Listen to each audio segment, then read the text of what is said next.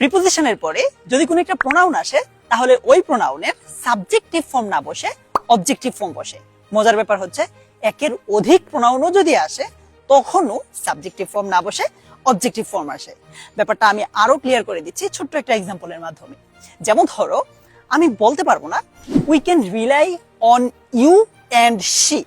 যেহেতু আমরা বলেছি যে প্রিপোজিশনের পরে প্রোনাউন আসলে সেটার অবজেক্টিভ ফর্ম বসবে, সো আমাকে বলতে হবে we can rely on you and her. She এর অবজেক্টিভ ফর্ম হার। আশা করি ব্যাপারটা তোমাকে আমি বুঝতে সাহায্য করতে পেরেছি।